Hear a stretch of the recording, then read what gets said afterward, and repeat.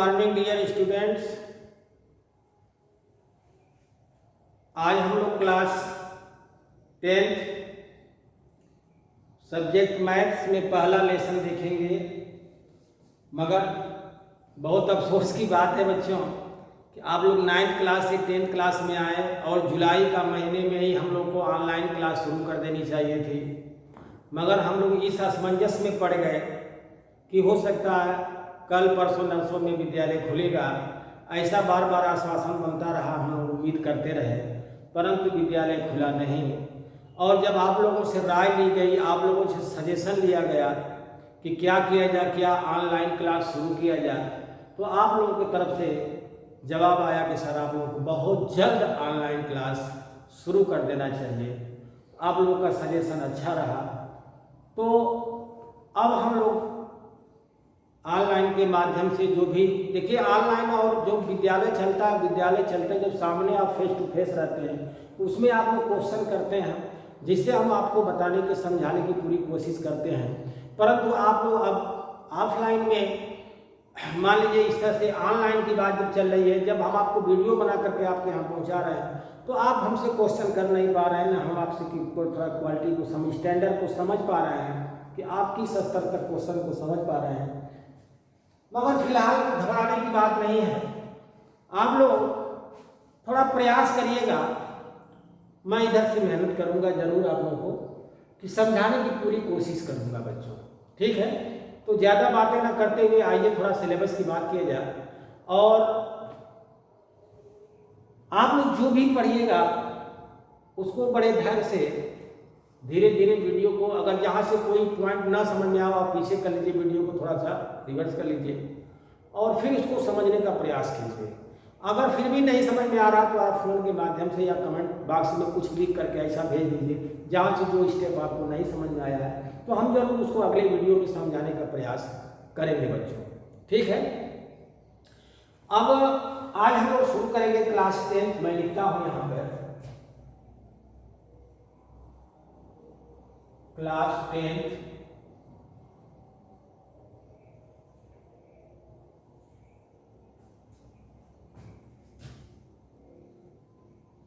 Subject maths,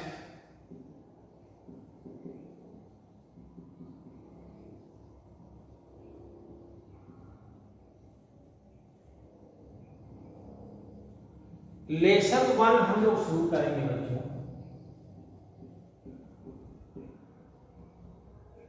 lesson 1 होगा और book आपकी वही होगी जो 9th क्लास में बुक आप लोग पढ़ते थे बच्चों, वो एनसीईआरटी की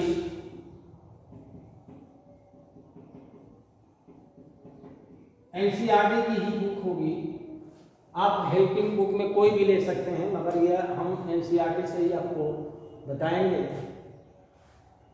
लेसन 1 जो होगा, इसमें लेसन 1 का नाम है वास्तविक संख्याएं। वास्तविक संख्याएं शायद यही होगा, वास्तविक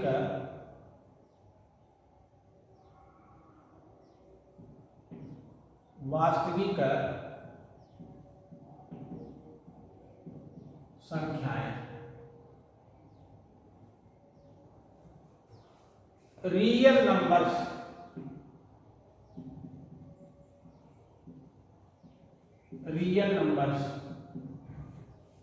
वास्तविक संख्याएं। तो पहला लेसन जो वास्तविक संख्याएं है तो ये वास्तविक संख्याएं, मगर इसमें वास्तविक संख्याओं के बारे में कहीं मेरे दिमाग से चर्चा ज़्यादा नहीं की गई है, मगर फिर भी इस लेसन का नाम है वास्तविक संख्याएं। आप लोग 9th में पढ़े भी थे, मगर इस चैप्टर के अंदर आप लोगों को क्या क्या पढ़ना है उस पर हम लोग बात करेंगे। तो इसमें पहले आपकी हेडिंग बनेगी वास्तविक संख्याएं में कि यूक्लिड विभाजन प्रमेय का पहला हेडिंग बनेगी यूक्लिड विभाजन प्रमेयिका।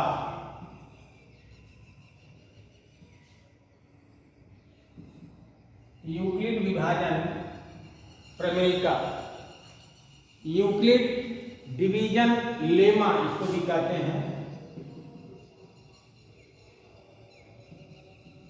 Euclid division lemma. तो इस हेडिंग में है क्या, यूक्लिड विभाजन प्रमेय पे आप लोगों को क्या पढ़ना है, इसमें थोड़ा ध्यान दीजिए। इसमें यह कहता है कि अगर कोई भी दो संख्या है, एक संख्या कोई a है और एक दूसरी संख्या कोई b है, a और b कोई दो संख्या है, ठीक है। a और b दो संख्याओं में a बड़ी संख्या है और b छोटी संख्या है। मान लेते हैं a बड़ी है और b छोटी है, तो a में b से हम डिवाइड करेंगे, a में हम लोग b से हम लोग डिवाइड करेंगे, भाग देंगे, और भाग देने के बाद मान लेता हूं कि यह q बार जा रहा है और यहां पर जो शेषफल है वह r हो जा रहा है। इसको देख लीजिएगा, शायद इसको भाजक बोलते हैं, भाजक, इसको बोलेंगे, a को भाज्य बोलेंगे, और यह जो होगा भागफल होगा, और यह तो आप जानते ही हैं यह शेषफल होगा।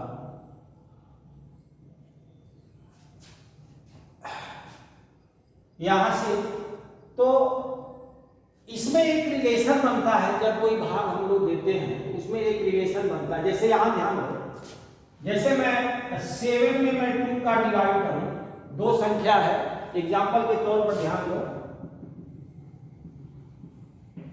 एग्जाम्पल के तौर पर इसको ध्यान दीजिए कि मान लीजिए एक 2 है और एक 7 है, तो इसमें a और b में a बड़ा था, तो इसमें a बराबर कौन सा हो जाएगा, a बराबर 7 होगा और b बराबर 2 का, क्योंकि 7 बड़ा है और वो छोटा है। तो बड़ी वाली संख्या को आप लोग a मानेंगे और जो छोटी संख्या रहेगी उसको हम लोग b मानेंगे, ठीक है। तो जब हम लोग a में b का भाग देंगे, जैसे 7 में 2 से भाग दिए तो ये 3 बार जाएगा और 2 तिहाई 6 होगा, और जब इसको सब्ट्रैक्ट करेंगे, घटाएंगे, तो यहाँ पर 1 आएगा, है ना। तो यहां से हुआ क्या कि यहां से अब यहां पर बनता क्या है कि भाज्य बराबर, देखिए यहां पर मैं लिखता हूं भाज्य बराबर, ठीक है, भाजक गुणे भागफल, भाजक गुणे भागफल और प्लस शेषफल, प्लस शेषफल। तो यह एक फार्मूला का रूप ले लेता है इस तरह से, और इसको लिखेंगे कैसे, ए बी क्यू आर में अगर लिखना हो तो कैसे लिखेंगे, यहां से भाज्य का मतलब हो गया कि ए बराबर भाजक हो गया b और गुणे भागफल का हो गया q और शेषफल क्या हो गया r। अर्थात ये जो रिमाइंडर है या, और ये q से क्वोशेंट कहते हैं इसको ना, आप लोग इंग्लिश में क्वोशेंट कहते हैं, ये डिवाइडेड है, डिवाइजर है, तो हम लोग हिंदी में ही लिखते हैं, आप लोग इंग्लिश में भी समझ गए होंगे। तो आप लोग समझाना है मुझको, अब चूंकि जो इसमें फार्मूला बन रहा है कि a बराबर b गुणे q प्लस r बन रहा है, यह हम लोग बहुत पहले से भी जानते थे, परंतु इस पर कोई चर्चा नहीं होती थी, इस पर कोई ऐसा बात विचार नहीं होता था। तो यह एक यूक्लिड विभाजन, यूक्लिड साहब एक गणितज्ञ हैं, उनका नाम होगा, जो उन्होंने क्या किया कि एक प्रमेय बनाया, और प्रमेय में उन्होंने क्या कहा कि अगर कोई दो संख्या है, एक संख्या a है और दूसरी b है, a बड़ी संख्या है और b छोटी संख्या है, और जब इस बड़ी संख्या में छोटी संख्या से भाग दे रहे हैं बच्चों, मान लेता हूं कि q बार जा रहा है और उसका रिमाइंडर जो हो रहा है वो आर हो जा रहा है। तो इसको लिखने का एक तरीका होता है, एक सिस्टम होता है, उस सिस्टम में आप लोग इसको लिखेंगे तो यह इसके बराबर हो जाएगा। तो भाग ये बराबर दे रहा है कि भाजक गुणे भागफल प्लस शेषफल, अर्थात a बराबर b गुणे q प्लस r, जहां r का मान देखिए यहां से मैं करके लिख दे रहा हूं, जहां r का मान जो होगा 0 होगा या 0 से बड़ा होगा, और यहां पर किससे छोटा होगा, b से या छोटा होगा, यह b से छोटा होगा। तो यह एक प्रमेय है, और प्रमेय क्या कहती है कि दो संख्याएं हैं, बड़ी संख्या में छोटी संख्या से भाग देंगे तो यह क्यूब आ जाएगा और यह शेषफल होगा, और इसमें या आर में रिमाइंडर में भी यह एक प्रकार का रिलेशन बनेगा। तो यही जो एक प्रमेय बनाई गई, इस प्रमेय का नाम रखा गया यूक्लिड विभाजन प्रमेय का। ठीक है, यह एक मेथड है ना, एक सिस्टम बनाया गया, इस सिस्टम को ही उन्होंने कहा कि यूक्लिड विभाजन प्रमेय का। एक बार फिर समझ लीजिए बच्चों, एक बार फिर मैं आपको कोशिश कर रहा हूं समझाने का कि कोई दो संख्या है, एक संख्या a है और दूसरी संख्या b है। a संख्या बड़ी है और b संख्या छोटी है, a बड़ी है और b छोटी है। तो जब बड़ी संख्या में छोटी संख्या से भाग देंगे तो इस प्रकार का एक रिलेशन बनेगा, संबंध आएगा, और यही संबंध जो होगा यूक्लिड विभाजन प्रमेय का होगा। जैसे मैं इधर चल रहा हूं, इधर देखिए, इधर मैं अगर 2 से भाग दिया तो 3 बार गया 1 हो गया, तो इसमें a बराबर क्या था 7 और b बराबर 2 हो गया। यह q बराबर क्या हो जाएगा, q की जगह पर 3 होगा और r की जगह पर 1 होगा। ये समझिए, यह हो गया किसके जगह पर, a की जगह पर। तो a बराबर क्या हो रहा है, a बराबर 7 हो रहा है, b बराबर 2 हो रहा है, q बराबर 3 हो रहा है, r बराबर 1 हो रहा है। तो इस रिलेशन में अगर आप लोग देखेंगे ना तो ये बराबर हो जाएगा, जैसे a बराबर b गुणे q प्लस r है ना, प्लस r। तो a की जगह पर क्या हो जाएगा, 7 हो जाएगा। अब देखना कि ये बराबर होगा कि नहीं, बराबर हो जाएगा। देखिए b की जगह पर क्या लिखेंगे हम लोग, 2 लिखेंगे, और q की जगह पर क्या लिखेंगे, 3 लिखेंगे, और प्लस 1 लिख देंगे। तो ये भी हो जाएगा 2 तिहाई, सब में 1 जोड़ेंगे तो ये भी हो जाएगा 7, है कि नहीं। जहां r का मान, 1 का मान इससे छोटा होना चाहिए, r का मान यहां देखें, या तो यह शेषफल 0 भी हो सकता है। जब भाग हम लोग देते हैं तो इस वाली संख्या से ये वाली संख्या शेषफल छोटी ही नहीं होती है, अगर बड़ी है तो समझ लो कि भाग आपने गलत दे रहा है, एक बार और उसमें बढ़ा करके भाग जाएगी, है ना बच्चों। तो इस तरह से आप लोग समझ गए होंगे। अब यहां से आप लोग सेवन बराबर सेवन या हो गया। तो एक प्रकार का यह रूल बताया गया, यह नियम बताया गया, और इस यह नियम एक प्रमेय बन गई। और इस प्रमेय में क्या कहा गया कि यह अगर यह a और b कोई दो संख्या है, a बड़ी है b छोटी है, b से अगर a में भाग दिया जाए तो दो संख्या और निकल करके आती है, एक निकल करके आएगी q और एक निकल करके आएगी r। यह a b तो दिया रहेगा मगर दो संख्याएं और निकल करके आती है, जो यह आपको भागफल होगा और यह शेषफल होगा। यह क्यूसेंट है और यह रिमाइंडर है।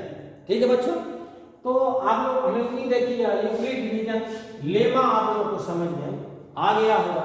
अब दूसरी हेडिंग चलेंगे, यूक्लिड विभाजन एल्गोरिथ्म, यूक्लिड विभाजन एल्गोरिथ्म। अब इसके बाद उस हेडिंग को हम बता रहे हैं वो क्या चीज है। फिलहाल पहले आप लोग इसको नोट कर लेंगे। जब हम कहेंगे कि नोट कर लिए बच्चों, तो आप लोग 9th में सीखे ही थे कि वीडियो को पॉज कर देते थे, रोक देते थे और उसको वहां पर आप लोग नोट कर लेते थे, इसके बाद वीडियो को ऑन कर देते थे, आप लोग आगे पढ़ने लगते थे। तो इस तरह से आप लोग चलेंगे सिस्टम से। हमें उम्मीद है कि आप लोग इसको जरूर नोट करते चलेंगे, समझ में आ जाएगा आप लोगों को, और इसको बहुत जल्द से जल्द नोट कर लें।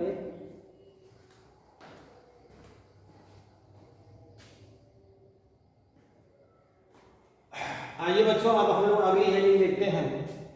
अगली हेडिंग लिखेंगे यूक्लिड विभाजन एल्गोरिथ्म। अगली हेडिंग होगी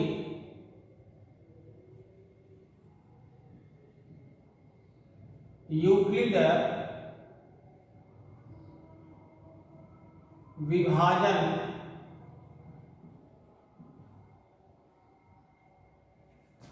एल्गोरिथम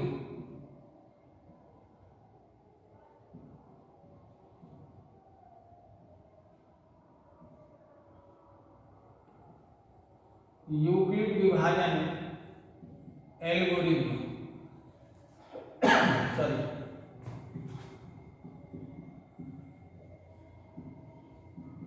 यूक्लिड डिवीजन एल्गोरिथम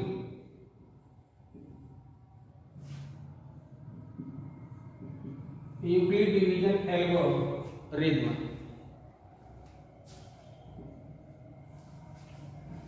तो यूक्लिड विभाजन एल्गोरिथम में क्या है, आप लोगों ने इसके पहले यूक्लिड विभाजन प्रमेय का आप लोगों ने देखा बच्चों।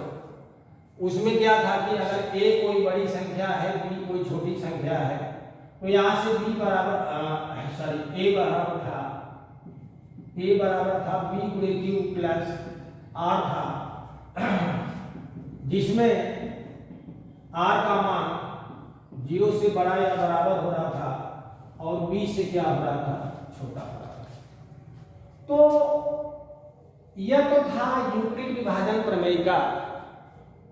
अब इसका प्रयोग जो कहाँ होगा, इस यूक्लिड विभाजन प्रमेय का प्रयोग कहाँ होगा, तो जिसमें प्रयोग किया गया उस प्रमेय का, उसमें जिसमें प्रयोग किया गया उसको कहा गया, जो यूक्लिड विभाजन प्रमेय का जहाँ प्रयोग किया गया, प्रयोग करने के बाद उसमें एक प्रमेय बनाई गई, थ्योरम बनाया गया जो यूक्लिड विभाजन एल्गोरिथम है। वह एक उसको हल करने का तरीका, उसमें किस तरह से इसके द्वारा हल किया जाएगा यह इसमें दर्शाया गया है, बताया गया है। तो यूक्लिड विभाजन एल्गोरिथम में क्या है कि कोई अगर दो संख्या दी हुई है तो इन दो संख्याओं का हम लोग महत्तम समापवर्तक कैसे निकालते हैं बच्चों, यह इसमें आप लोग सीखेंगे। कोई दो संख्या दी हुई है तो हम लोग क्या लिखेंगे कि यूक्लिड विभाजन एल्गोरिथम का प्रयोग, इसकी सहायता से हम लोग दो संख्याओं का महत्तम समापवर्तक ज्ञात करेंगे। दो संख्याएं a तथा b का महत्तम समापवर्तक ज्ञात करेंगे। या इसका प्रयोग कहां किया जाता है, हम लोग कह सकते हैं कि यूक्लिड विभाजन एल्गोरिथम में दो संख्याओं का महत्तम समापवर्तक ज्ञात करने में इसका प्रयोग किया जाता है। अब कैसे इसको महत्तम समापवर्तक कैसे निकालते हैं, इस पर थोड़ा सा हम लोग बता दें।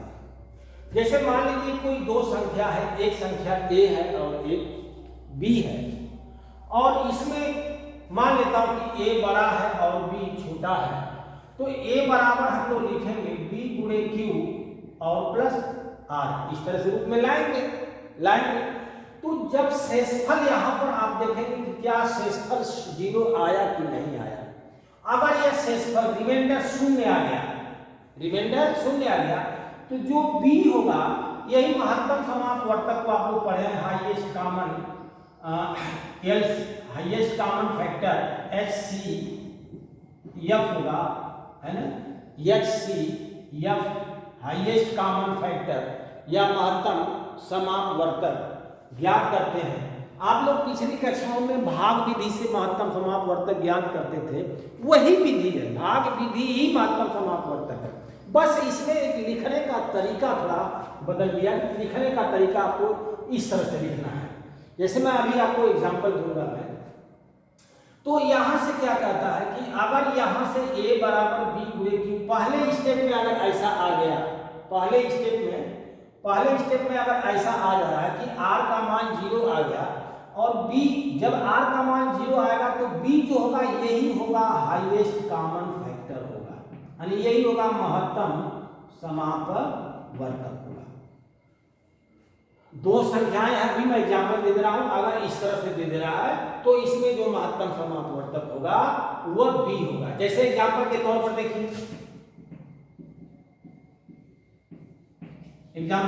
देखिए, कि 5 और मान लीजिए 15 लिख दिया का महत्तम समापवर्तक ज्ञात कीजिए। मान लीजिए एग्जाम्पल दे दिया गया बच्चों कि 5 और 15 का महत्तम समापवर्तक ज्ञात कीजिए। तो इसमें कौन सी बड़ी संख्या कौन है इसमें? तो इसमें a बराबर होगा, क्योंकि 15 बड़ी है, 15 बड़ी है और 5 क्या है, छोटी है। तो जो बड़ी संख्या होगी वो क्या होगी, a होगी। ये वाली संख्या तो a कहलाएगी और ये वाली संख्या क्या कहलाएगी, ये तो b होगी बच्चों। तो a बड़ी हो गई, b छोटी हो गई। तो आप लोग क्या करेंगे कि 15 में 5 का आप लोग कहीं पर भाग दे देंगे, डिवीजन करेंगे। तो कै बार जाएगा, इसमें टाइम्स कितने जाएंगे 3, और ये हो जाएगा 15 और ये हो गया 0।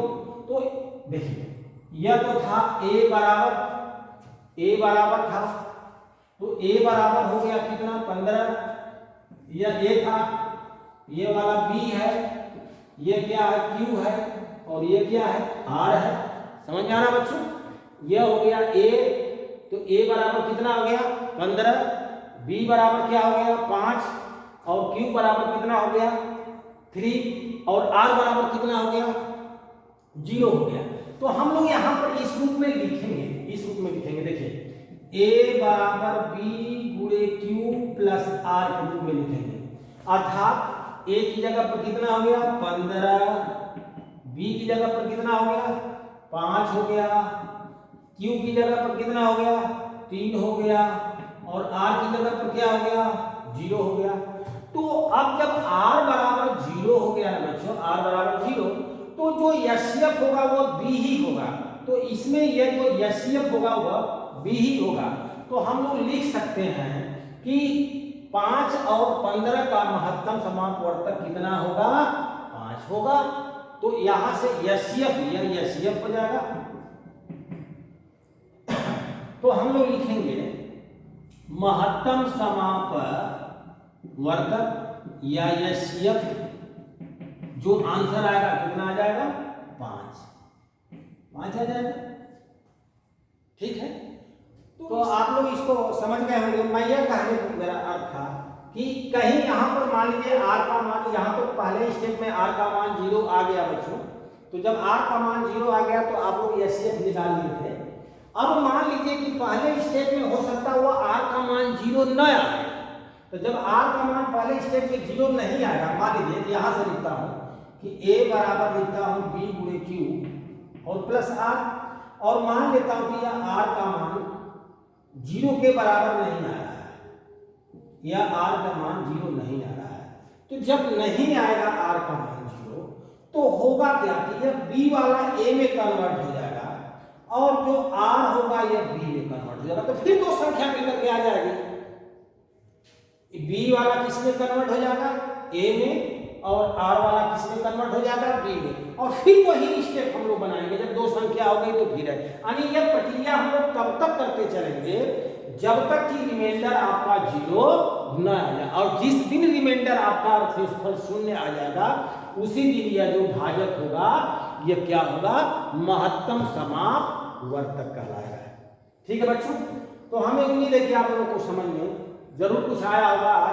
आज चूंकि पहला दिन है तो आप लोग वीडियो को देखते जाइएगा। जहां से न समझ में आवे उसको फोन के माध्यम से या कमेंट बॉक्स में लिख करके हमें आप बता दीजिएगा समझ में आ गया कि नहीं समझ में आया। नहीं समझ में आएगा तो हम जरूर आपको समझाने की कोशिश करेंगे और आप लोग शेयर जरूर करते चलिएगा बेटा। ठीक है, तो आज चूंकि पहला दिन था और हम कोशिश करेंगे कि आपको एक एक दिन के अंतर पर हम अपना सब्जेक्ट का वीडियो बना करके आपको देते रहेंगे। और हमें उम्मीद है कि आपको समझ में आ गया। और इसी के साथ आज का लेक्चर क्लोज कर रहे हैं। आप सभी बच्चों का बहुत बहुत धन्यवाद।